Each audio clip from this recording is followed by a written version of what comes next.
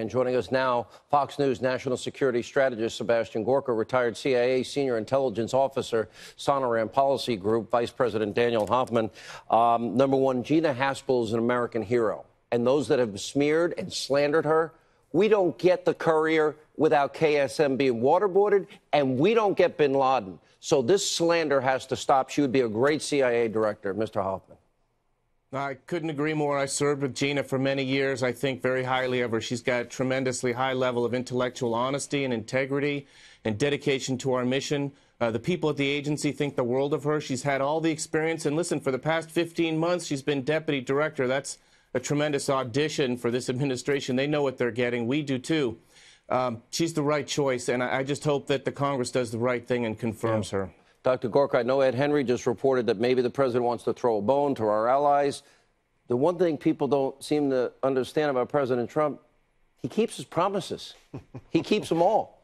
I expect, look, I don't have a crystal ball. I have no insight. My guess, he pulls us out of that horrific deal. And John Kerry's conduct has been despicable and disgusting. And we had two lawyers tonight say he violated the Logan Act. Yeah, this is, I know it's shocking for most people that this is a politician who keeps his promises, but that is Donald Trump. He's wanted to kill the Iran deal for 2 years now. I expect there's not going to be any pulled punches tomorrow. We've had basically 8 years under Obama of what? Treating our enemies like Iran appeasement, as friends. Bribery of dictators and mullahs. Sean, it was very easy. For 8 years, our enemies were treated as friends, like Iran, given boatloads of cash, and our friends, like Israel, were treated as enemies. That has all stopped.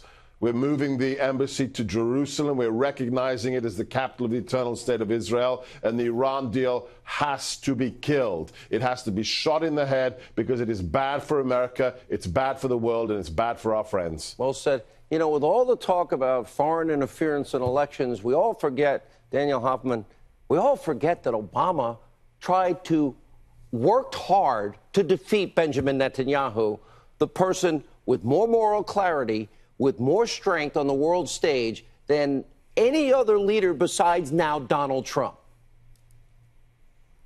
Well, yeah, and let me just add one more point about the Iran deal. Look, it's a highly flawed deal, as we all know.